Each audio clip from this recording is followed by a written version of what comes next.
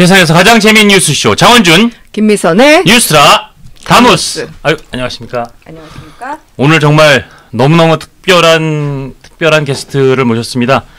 이렇게 계엄과 탄핵 때문에 혼란한 전국 속에서 정말 대한민국의 오랜 보수의 상징적 언론인이신 조갑제닷컴의 조갑제 대표님 나오셨습니다. 감사합니다. 네. 아유, 귀한 발걸음 진심으로 감사드립니다. 과찬을 해주셔서 감사합니다. 아닙니다. 개인적으로 예전에 제가 편집장으로 모시고 일하기도 했던 저한테는 정말 멘토 그 이상의 아주 대단한 선배님이시자 어른이신데요. 이렇게 모시고 인터뷰하게 돼서 저도 영광입니다. 정말 이제 유난히 떠시네요. 예. 오늘. 예, 뉴스트라다무스를 설레게 하는 조갑재 대표님과 함께 계엄 사태 그리고 또 탄핵 사태에 대해서 집중 분석해 보도록 하겠습니다. 네. 대표님 무엇보다 일단 그냥 아주 근본적인 질문으로 이 윤석열 대통령의 계엄을 어떻게 평가하시는지부터 여쭙겠습니다.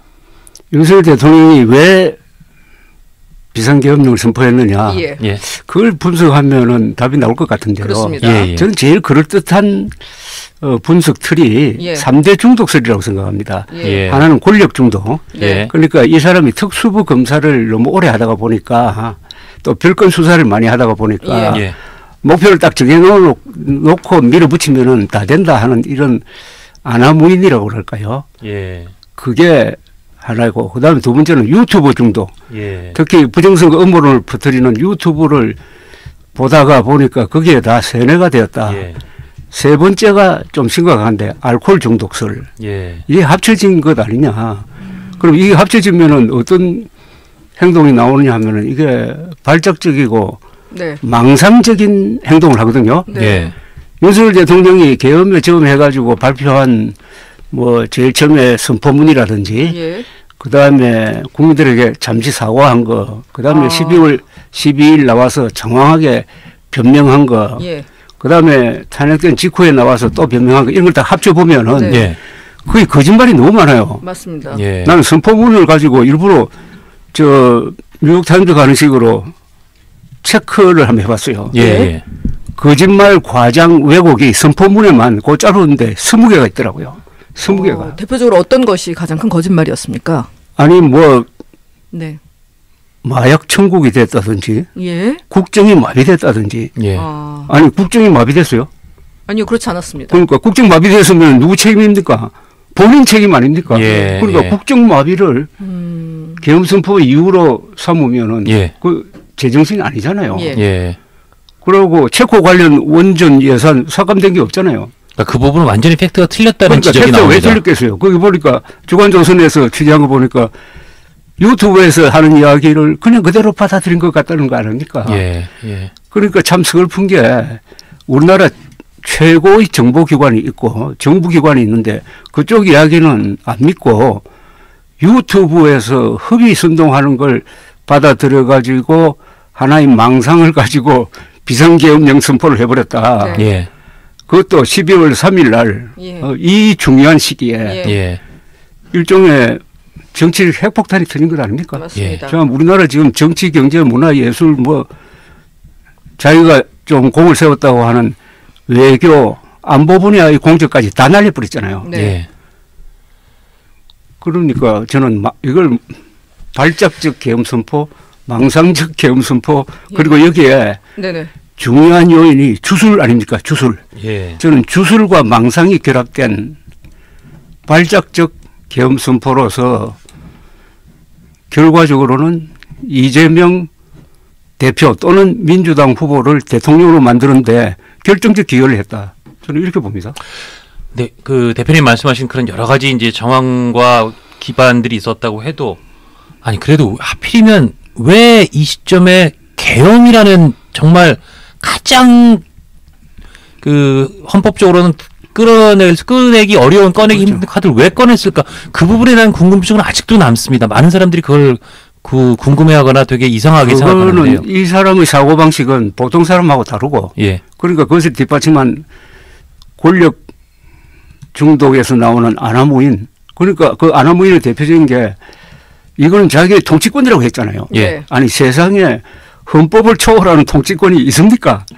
더구나 법률가가 그런 이야기 할 수가 있습니까? 그러니까 이게 바로 법률가네요. 권력 중독자라는 이야기죠. 예, 예. 그러니까 쉽게 말하면 맨정신이 아니라는 거죠. 이게. 네. 그러니까 그다음에 뭐 양상훈 조선일보 주필이 이야기한 것도 난 상당히 일리가 있다고 보는데 12월 10일 김건희 여사 특검 법안 처리가 예정돼 있었으니까 예. 그것을 막기 위한 예. 선제적 뭐였다. 예. 그다음에 포고문에 보면은 참 이상한 게 몇 개 있지만은 파업한 전공의들이 48시간 안으로 돌아오지 않으면 처단한다고 그랬어요. 예, 그 부분이 논란이 정말 크게 그건 됐습니다. 뭐냐 하면은 이분이 스트레스를 받고 있어서 예. 즉 의과대학 정원 2,000명을 내질렀는데 그것 때문에 결국 총선에서 국민의힘이 참패를 하고 예.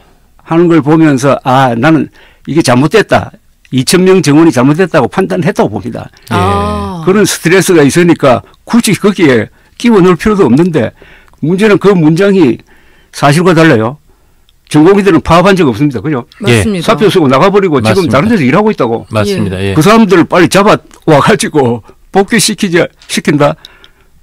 안 돌아오면은 처단한다 그랬잖아요. 예. 처단이란 말은 우리 그 국어사전상 처벌, 처단, 고비가 처형이거든. 아, 예. 처단을 잘못하면 처형으로 오해될 수도 있잖아요. 예, 그렇죠. 네. 뉘앙스가 그렇습니다. 그러니까 사실 판단도 안 되고 과격한 용어.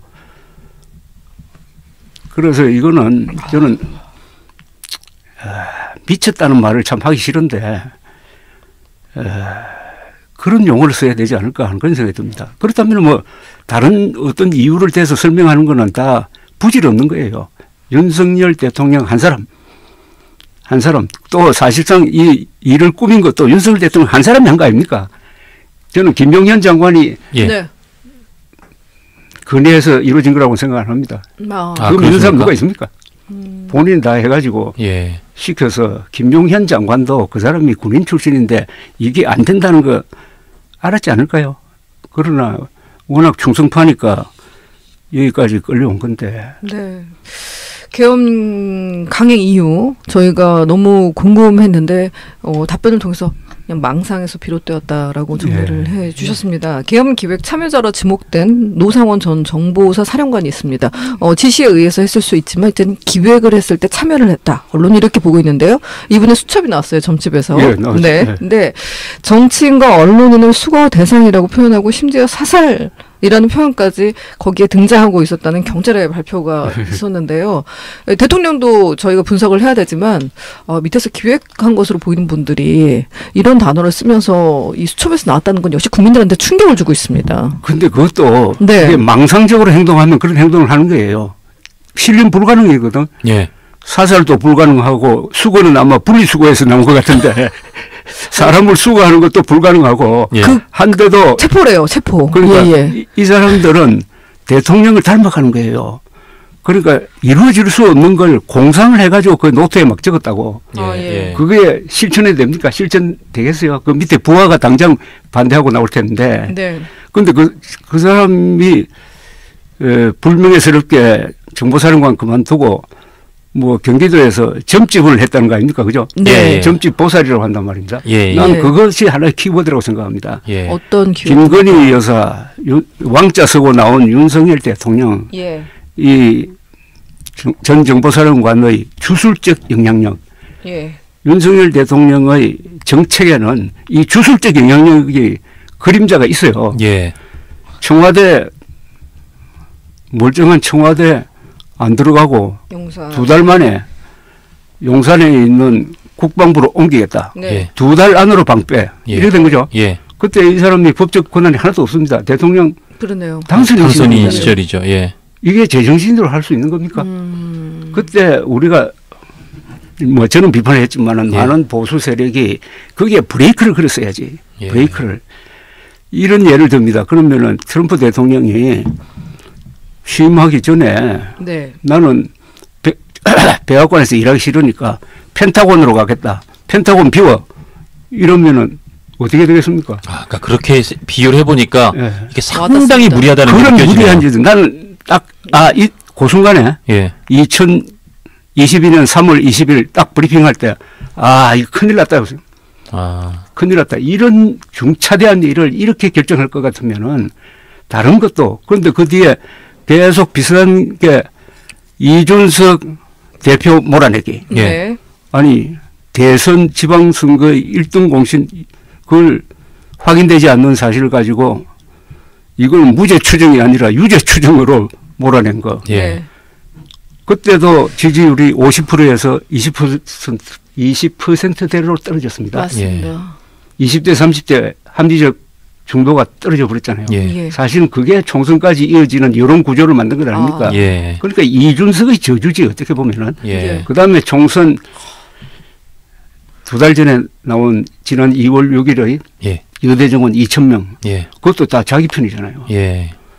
자기 편에 총질을 하다가 결국 총선 참패 이후에 이거 계속 밀어붙이면 안 되겠다 해서 거기서 스톱을 걸었으면 나는 여기까지 안 왔다고 봅니다. 예. 계속 밀어붙였잖아요. 그래서 의료 대란으로 악화가 됐잖아요. 예. 세 번의 실수가 있었습니다. 세 번의 실수의 공통점은 자기 편을 공격한 겁니다. 예. 그렇지 않습니까? 예. 청와대도 그게 뭐 제왕적 권력 운운하지만은 거기 주인이 대부분 다 보수 대통령이었잖아. 예. 그다음에 이준석이라는 대표도. 그다음에 의사들도. 예. 예. 어떻게 내부 총질만 했느냐 이거지. 내부 총질의 결말이 어떻게 보면 내부 총질의 끝판왕이 윤석열 대통령이고 그게 바로 계엄 선포로 나타났고 딱 그 효과는 뭐냐. 이재명 대표를 사법 리스크에서 거의 구출하고 네. 해서 아마 조기 대선이 이루어질 가능성이 높은데 거기서 이재명 대표 아니면은 민주당 후보가 당선되는 쪽으로 만들었으니까 제가 농담으로 이야기합니다. 윤석열 대통령은 이재명 캠프의 비밀 선대위원장 아니었느냐고. 마치 윤석열 대통령이 대통령 가는 과정에 뭐 조국, 추미애 이런 똑같이. 사람들이 선대위원장 1등 공신이었다고 딱 그거 그런 면에서 보면 이재명 대표처럼 사법 리스크가 많은 상황에서는 훨씬 더 윤석열 대통령이 특등 공신일 수도 있을 것 같습니다. 윤석열 대통령이 가는 과정에서의 추미애, 조국 결정적이지. 이번에 이재명 대표에게는 벌써 공직선거법 위반 네. 그 족쇄가 딱 차여졌잖아요. 맞습니다. 그다음에 예. 이건 또 재판도 빨리 하잖아요. 그죠? 맞습니다. 네. 예. 재판도 빨리 하고 상식적으로 생각해도 그 1심 판결이 뒤집어질 가능성은 매우 늦었단 말입니다. 예. 그런데 뭘 못 기다려가지고 기다리면 될 텐데 못 기다리게 한 게 바로 김건희 여사 12월 10일 특검 법안에 한동훈 세력이 동참할지 모른다는 이게 신경을 건드린 거 아닌가 모르겠습니다. 예. 그렇게 네. 자, 앞서 이재명 대통령 만드는데 기여를 하는 그런 모습이다라고 하셨는데요. 이재명 대통령이 확정이라고 보십니까? 그건 우리 이런 나라에서 예. 석 달 뒤가 될지 모르지만 넉 달 뒤가 확정적인 거는 있을 수가 없잖아요. 없죠. 예, 그렇습니다. 예. 다만 가장 유력하고 최근에 네. 여론조사에서 난 제일 주목해서 보는 게 민주당 후보를 찍겠느냐 국민의힘 후보를 찍겠느냐고 딱 이렇게 물으니까 이재명 이름이 아니고요. 예. 네. 57% 민주당 후보 27% 국민의힘 후보더라고. 예. 그러니까 이재명 대표가 설사 감옥에 가는 한이 있더라도 그게 국민의힘에는 전혀 도움이 안 된다는 이야기입니다. 예. 기본 구도는 민주당 후보와 국민의힘 후보의 대결이라고. 네. 예. 예. 그럼 이제 국민의힘이 대선에서 승리할 가능성은 정말 낮게 현재로서는 보신다. 하지만 우리나라는 뭐 3개월 뒤 안에 어떤 일이 벌어질지 모르는 거니까요. 이미 네. 국민의힘은 네. 한동훈 대표를 쫓아내므로서 돌아갈 수 없는 다리를 걷는 게 아니라 돌아갈 수 없는 다리를 건너고 그 다리까지 불태워버린 거 아닌가 하는 그런 생각이 듭니다. 그럼 대표님은 방금 말씀하신 한동훈 전 대표를 어떻게 평가하십니까? 저는 이번에 예. 국민의힘을 살린 사람이죠. 그러니까 12월 3일 10시 넘어서 계엄 선포가 있자마자 한 10분 만에 메시지를 낸 걸로 봐요. 네, 맞습니다. 그러니까 막아내겠다. 예. 이건 불법이다. 네. 국민과 함께 막는다. 그다음에 여기에 동조하는 공무원들한테 경고한다. 부역하지 마라. 예. 그리고 국회로 모여라 이러졌잖아요. 예, 네. 예. 아주 신속하게 했어요. 예. 어떻게 보면 이재명 대표보다 먼저 했어요. 저는 네. 그 자막이 딱 뜨니까 예. 계엄 실패다 이래 봤습니다. 네. 계엄 실패다. 대목에서 그 안심했던 사람 국민들이 꽤 많았어요. 꽤 많아요. 저도 사실 네. 그랬습니다. 예. 나도 바로 내 하는 유튜브에 오늘 밤중으로 계엄 해제된다고 썼다고. 예, 예, 예. 그러니까 얼마나 신속하게 했어요. 예. 그러지 않았으면은 국민의힘은 지금 몽땅 계엄 동조당이 되어 있을 것 아닙니까? 예. 예. 그런데 살렸잖아요. 예. 네. 그러나 그 뒤에 몇 번 조금 그것도 윤석열 대통령과 이렇게談판을 하는 과정에서 뭐가 좀 잘못된 거죠. 예. 잘못됐는데 그거는 그냥 미스 스텝이지. 예. 네. 스텝이 꼬인 정도지. 본질적으로는 지도자가 할 만한 일을 했고 굉장히 어려운 일을 했어요. 예. 이거는 앞으로 한동훈 대표의 정치적 자산입니다. 지금은 그것 때문에 잠시 이렇게 예. 말하자면 어떻게 보면 숙청됐는데 예, 예. 자 문제는 이런 사람을 내쫓은 국민의힘은 그럼 윤석열 대통령과 같이 가겠다는 거 아니에요. 맞습니다. 자 윤석열 대통령의 법적 위치는 지금 내란 우두머리 혐의자라고. 네. 예. 그죠? 예. 내란 우두머리 혐의자고 윤석열 대통령의 비상계엄 선포로 해가지고 지금 군대와 경찰 지휘부가 완전히 쑥대밭이 됐잖아요. 그렇죠. 네. 초토화 됐습니다. 네. 지금. 예. 그런 윤석열 대통령을 계속 끼고 가겠다는 거 아니에요. 끼고 가겠다. 그러면은 계엄 비호당이 아니라 나중에는 내란 비호당이 될 거 아닙니까? 예. 이래가지고 후보를 낸다. 근데 불행하게도 지금 후보군으로 떠오르고 있는 사람 중에 이번 이 격변기 때 한동훈처럼 중심 잡은 사람이 있습니까? 없습니다. 없죠. 네. 그러면은 다음 대선판에서 할 말이 없지. 예. 대선의 이슈는 계엄이겠죠. 내가 비상계엄 때 무슨 일을 했다 하는 걸 추궁받을 것 아닙니까? 예. 네. 그때 자랑스럽게 나는 한동훈 대표를 비판을 했다. 한동훈 대표를 몰아내는데 1등 공신이었다. 저한테 표를 주세요. 이렇게 됩니까? 그건 뭐 도저히 소구가 안 되죠. 네. 다만 그래서 제 생각에 오세훈 시장은 그래도 좀 늦게나마 탄핵에 찬성한다 뭐 얘기를 좀 했던 것 같습니다. 예. 오세훈 했는데 그게 예. 너무 목소리가 적었어. 네. 목소리가 작았다. 뭐 예. 정치적으로는 너무나 약했어요. 예. 문서상으로 남아있어. 예. 그러나 액션이 없었잖아. 밤에 서울시에서 기자회견을 한다든지 뭐 예. 광고한다든지 안전을 위해서 예. 뭐 조치를 한다든지 이런 액션이 이런 있어야 된다는 말씀인 것 급변할 같아요. 때는 정말 예. 순간의 선택이 평생을 좌우한다는 말이 예. 적용되는 거예요. 예. 좀 색다른 분석이십니다. 지금 뭐 보수에서는요, 오세훈 시장이 굉장히 유력한 대권 주자다 이런 평가가 많이 나오거든요. 지금 중번주 갤럽 조사에서 네. 이재명 선호도 37%, 예. 네. 그다음에 한동훈. 국민의힘 후보군들 다 합치니까 17%죠. 맞습니다. 37대 17입니다. 예. 예. 다만 여기서 빠져 있는 사람이 이준석 후보지. 예. 네. 후보라는 말이 지금 아니고 이준석 의원이죠. 예. 아마 내년 1월 31일 이후에 헌재에서 대통령 파면 결정이 나오면은 출마 가능할 겁니다. 예, 예. 그러네요. 40살. 네. 그래서 이준석 후보에 주목하게 되지. 네. 그죠? 예. 왜냐면은 이번 사태를 거치면서 안 다쳤으니까. 예. 안 다쳤잖아요. 그죠? 예. 그러고 한동훈 전 대표는 다쳤는데 저게 어떻게 보면 영광스러운 상처일 수가 있어. 지금 상처가 낫는다고. 예. 그래서 가능성이 있다면은 이다음부터 여기서부터는 완전히 정치 상상력입니다. 예. 예. 한동훈 50대, 이준석 40대, 예. 예. 그럼 40, 50 젊은 세대가 예. 어떤 플랫폼이든지 그건 뭐 모르겠고 하여튼 세대 교체, 정치 교체를 내걸고 도전하면 어떨까 하는 상상을 해요. 저도 그런 상상을 다른 분께 들어본 적이 있는데요. 국민의힘은 지금 회생의 가능성이 없다. 개헌과 정리를 하지 않으면. 그러면 이쪽에서 나올 홍준표 후보 등은 옆으로 두고 37%가 갤럽에서 지지율을 얻었었던 이재명 대표 그리고 나머지가 모두 다 빅텐트를 차려야 된다. 442 포메이션으로 가는 것이 그나마 그러니까 경쟁력이 있다. 네. 그러려면은 국민의힘이 죽어야죠. 국민의힘이 예. 죽는 정도의 말하자면은 자기 갱신이 있어야 되는데 네. 권영세 씨가 비대위원장이 됐는데 예.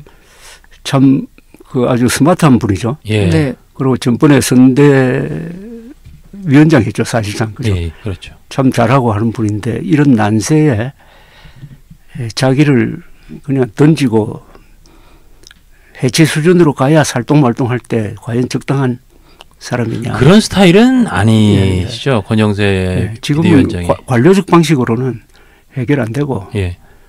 또 우리 국민들이 이번 개최면서 정치검사 출신은 안 된다는 이런 생각도 많을 거고. 그분 또 검사 출신이니까요. 검사 출신 또 검사당 같은 학교 같은 직업을 가진 그런 권영세 비대위원장이 왔다. 예. 그래서 하여튼 이런 희망은 만들 필요가 있다고 생각합니다. 예. 맞습니다. 그러니까 그건 이제 보수 단결로는 안 됩니다. 보수 단결 해봤자 30%라고. 아. 네. 그러니까 이준석 대표가 만든 아주 세대 포이론이라는 영악한 전략이 있잖아요. 예. 네. 거기 2030 플러스 보수 플러스 중도. 예. 그 플랫폼을 복원시켜야 되는데 예. 좀 어렵겠죠. 쉽지 않아 보이긴 합니다. 이 질문을 꼭 드리겠습니다. 대표님, 결국 대통령이 왜 계엄을 했느냐라는 질문에 여러 가지 답, 아까 대표님 답 주셨지만 부정선거에 대한 정말 그 계속 이어지는, 결국 극복하지 못했던 폭발적인 의문 내지는 의구심, 부정선거에 대해 사실은 또 실제로 진짜 그런 게 있는 거 아니야라고 또 의심하는 분들이 적지 않게 계신 것도, 실존하는 것도 사실입니다. 거기 그 부정선거라는 그 음모론 내지는 그 의혹에 대해서 좀 대표님 말씀을 듣고 싶습니다. 저는 부정선거 음모론과 제일 열심히 오랫동안 지속적으로 싸운 사람인데. 알고 있습니다. 예. 저 정규재, 예. 전 한국경제주필, 그리고 이준석이에요. 예. 저는 세 사람이라고 보는데. 예. 이게 진짜 보수 세력이 크나큰 실수를 했어요. 그러니까 부정선거 음모론자는 처음에는 아주 귀엽게 봤습니다. 이 애완동물처럼 봤다고. 예. 네. 이게 결국 크더니 이게 야수가 되었어요. 예. 야수가 되어가지고 결국 집주인은 물었습니다. 네. 그게 보수 세력은 물어버렸다고. 예. 그러니까 이게 얼마나 황당무계한 거라는 것은 제가 더 설명할 필요가 없어요. 그런데 국민의힘이 결정적 실수를 했습니다. 2020년 4월 이 이야기가 나올 때 국민의힘 국회의원 중에서 민경욱 의원 빼고 그게 사실이라고 믿은 사람 누가 있어요? 아무도 없잖아요. 없습니다. 황교안. 그러면은 황교안 국회의원 아니었으니까 딱 모아가지고 당론으로 모아야지. 이거 여기에 넘어가면 안 된다. 왜 넘어가면 안 되느냐? 여기에 넘어가면은 보수가 다친다. 해가지고 설득을 했어야지. 그런데 똑같은 상황에서 민주당은 했다고 봐요. 했다는 이야기가 있어요. 2012년에 김어준 씨가 비슷한 이야기를 했을 때. 그때 다큐멘터리도 만들고 그랬었죠. 이렇게 하면은 우리가 손해본다. 사전투표율이 줄어든다. 그런데 국민의힘은 방관적 자세를 취했어요. 뭐 자체 보고서를 내서 그럴 가능성은 없다. 이런 식으로 나왔지. 그런데 이게 무럭무럭 큰 거라. 잘하고 해가지고 우리 보수 세력이 가지고 있는 이상한 어떤 열등감. 이게 열등감이거든. 부정선거 음모론이라는 게 열등감이고 공상이고 여기에는 그런데 뭐 학력관계 없어요. 한번 넘어가면 절대 빠져나오지를 못해. 그런데 윤석열 대통령이 여기에 이렇게 빠져 있는 줄 이번에 처음 아는 거 아닙니까? 그래서 이번 계엄의 큰 그게 바로 부정선거 음모론이잖아요. 그렇죠. 그런 것 같습니다. 거기 보면 잡아들이라고 하는 사람 중에서 선관위원 한 사람 있고 전 선관위원, 전 선관위원장 있고 그다음에 국회보다도 먼저 병력을 보낸 게 선관위였습니다. 저기 선관위였잖아요. 그죠? 맞습니다. 그게 굉장히 공을 들였다고. 그러면은 윤석열 대통령은 단순하게 여기에 넘어간 게 아니라 서버를 탈취해가지고 거기에다가 특수부 검사들의 별건 수사식으로 뭐 포렌식을 한다든지 해가지고 부정선거 있었다. 지금 국회는 부정선거로 당선된 사람들이 장악하고 있다. 그러니까 이번에 비상계엄령을 폈다. 이런 논리를 만들려고 했다고 나는 의심을 해요. 예, 저는 정황상 그렇게 아주 확연히 보입니다. 예, 제가 보기에. 그러니까 희망차게 했을 가능성이 있어. 이 부분만은 아주 희망차게 희망을 품고 그런데 딱 실제 해보니까 우선 서버를 들고 나오려고 그러는데 아마 국회 청문회 보니까 법무관들이 반대했다고 그러지 아마. 그런 권한이 없다고. 예. 사실 권한이 없고 들어간 것부터가 지금 불법 아닙니까? 그죠? 그렇죠. 예. 그러니까 이런 것이 아무리 근사하게 뭐 그 점집 누굽니까? 노상원 전수. 그 사람이 머리를 아무리 굴리고 하더라도 딱 실행될 때는 대한민국이 가지고 있는 제도가 견제를 하잖아요. 예. 제도. 법무관들이 이거 안 됩니다. 이거 하면 큰일 납니다 하면 못 하는 거지. 예. 그래서 안 된 거 아닙니까? 예. 저 부정선거는 한 번 들어가면 학력이고 뭐고 다 떠나서 빠져나올 수 없다고 하고 컬트 그룹입니다. 컬트 그룹. 컬트입니다. 그 세력이 그리고 정말 괴물이 되어서 주인을 묻는 상황이다라고까지 하셨는데요. 그 동력이 뭔가 궁금해요. 종교 같다는 생각이 저는 듭니다. 마치 종교 집단 같습니다. 아니 그런데 보십시오. 저 사람들은 계속 공상을 합니다. 망상을 해요. 네. 통계 같은 걸 막 들고 와가지고 막 끼워 맞추고 이래요. 그런데 재판할 때마다 부정선거 없었다고 계속 판결이 나오잖아요. 그죠? 대법원 확정 판결뿐만 나오고 그리고 지난 국회의원 선거에서는 안 그래도 이게 수개표라고 수개표. 전산개표가 아닌데 계속 수개표라고 전산개표가 아닌데도 전산개표라고 주장하면서 해킹설을 퍼뜨리는데 이번에는 그 수개표에다가 수개표를 한 단계 더 집어넣었다고. 예, 맞습니다. 지난 총선보다 더 수개표를 더 가미했죠. 그렇죠. 개수기에서 나온 거를 한 번 더 확인하고 그 다음에 또 확인하는 한 단계를 더 넣었더니 결국 어떻게 나왔습니까? 2,800만 표가 던져졌는데 단 한 표도 개수기와 틀린 게 없어서 완벽한 거다는 걸 알게 됐어요.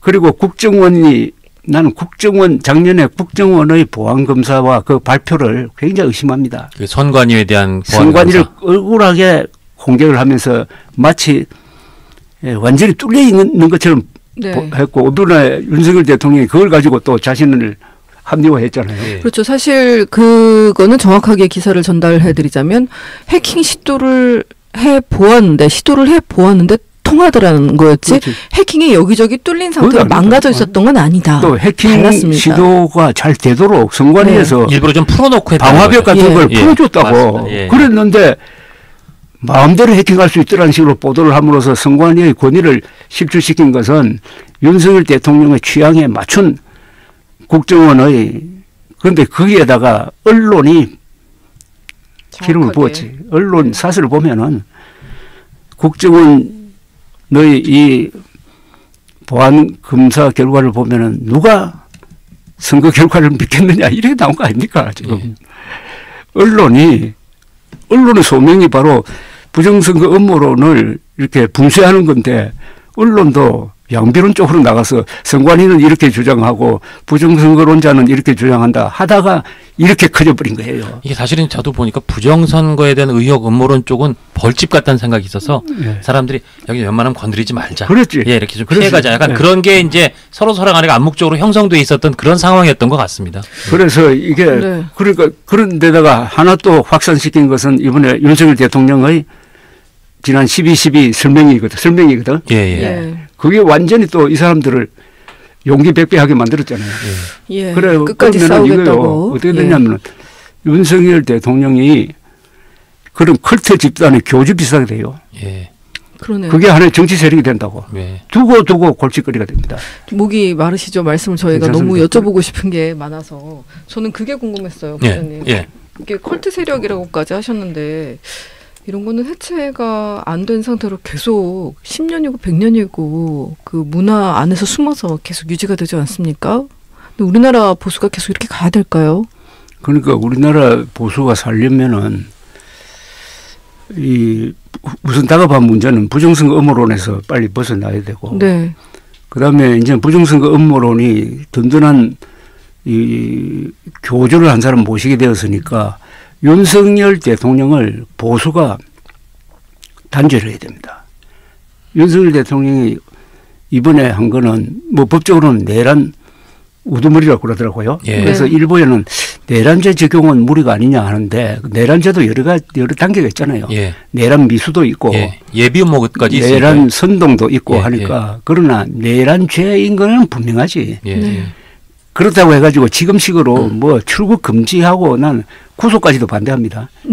구속. 예. 네, 네. 그건 나중에 순서가 안 맞다는 거지. 예, 그건 예. 탄핵 재판이 문제고. 예. 네. 근데 수사는 나라 체면을 생각해가지고 그 사람은 국민들이 뽑았잖아요. 네. 그래서 만연사능식으로 하지 말고 차분하게 하되 엄격하게 해야 되고 그 다음에 이 과정에서 오늘의 자기의 운명을 결정한 2,000명 정원이 있잖아요. 예.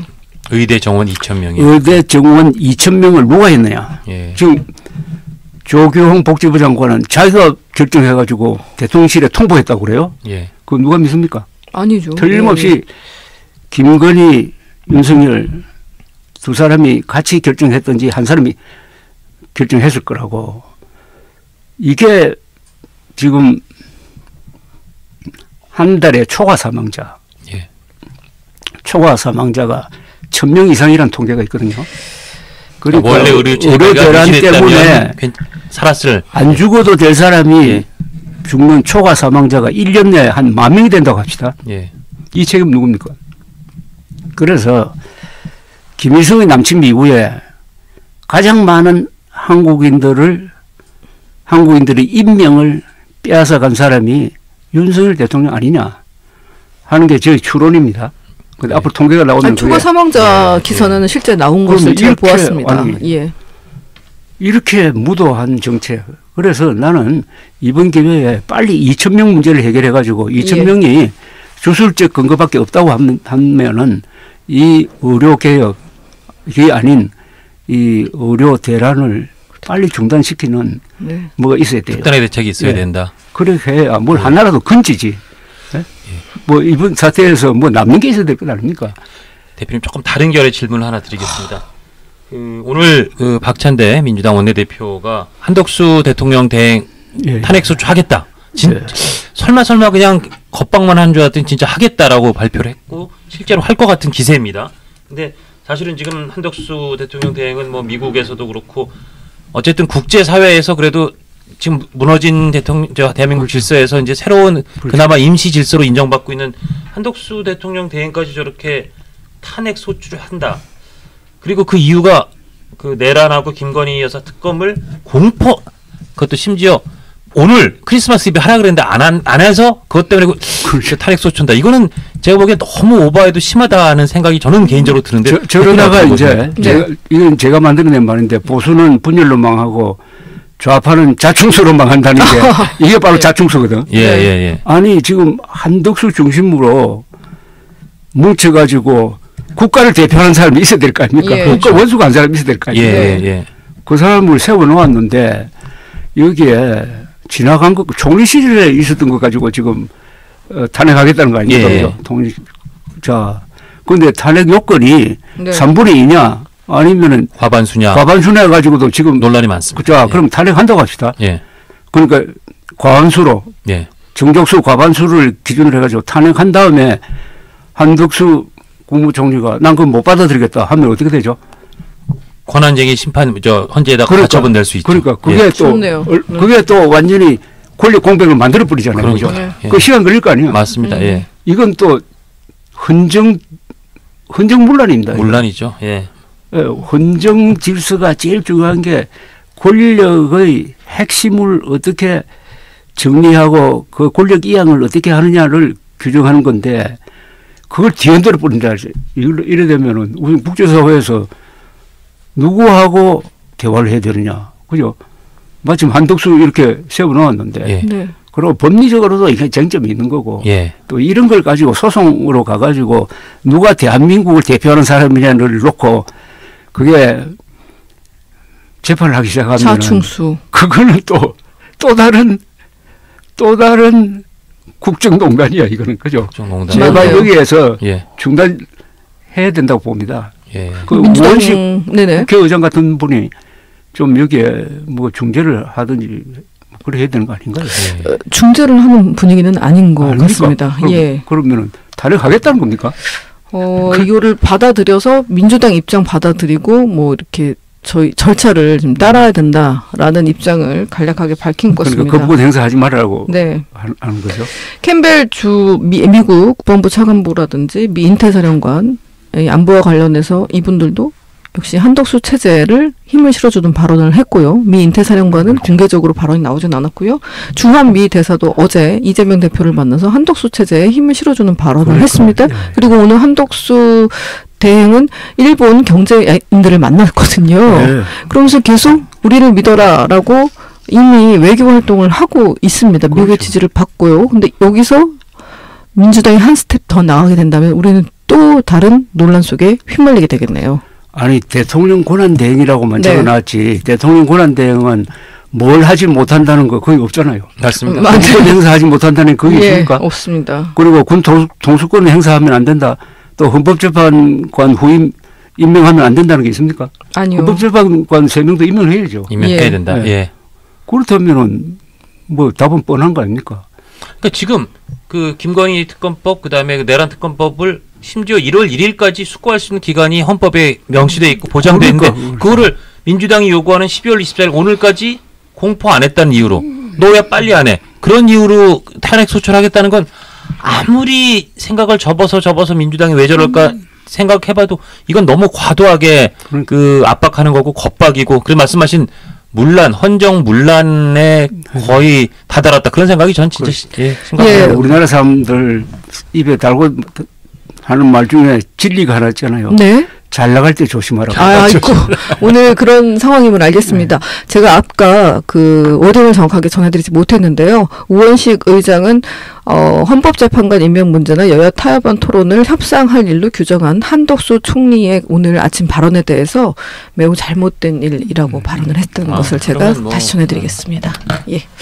아유, 저 오늘 저 대표님 너무 귀한 시간 감사드리고 혹시 마지막으로 오늘 꼭 하셔야 되는데 못 하신 말씀이 있으면 한 말씀 간단히 예, 부탁드리겠습니다. 이번 사태를 가지고 우리가 남는 게 있어야 돼요. 예, 그러니까 대통령 중심제는 수명이 끝났어요. 아. 그러니까 대통령 중심제의 장점은 이승만, 박정희 같은 위대한 인물을 뽑고 그걸 임기를 줘가지고 안정되게 끌고 가는 그런 장점이 있었습니다. 예. 네. 그래서 우리가 이렇게 발전했어요. 네. 그러나 우리가 너무 발전하다가 보니까 이제는 위대한 인물이 나올 수가 없어요. 예. 이 나라가 먼저 위대해졌어. 예. 네. 나라가 위대해져서. 그러면은 뭘 막아야 되느냐? 사고 치는 사람을 막아야 돼요. 예. 대통령 중심제는 사고 치는 대통령을 막을 수 없어요. 예. 이번에 여실하게 증명된 거 아닙니까? 예. 내각제였으면은 또는 분권제였으면 이런 일이 없잖아요. 예. 그래서 대통령 중심제 바꿔야 됩니다. 아, 그럼 뭐 내각제나 저는 이원정 문제로. 저는 내각제를 찬성합니다. 알겠습니다. 아유, 오늘 정말 귀한 시간 내주시고 좋은 말씀 들려주신 조갑 대표님 다시 한번 감사드리겠습니다. 네. 예.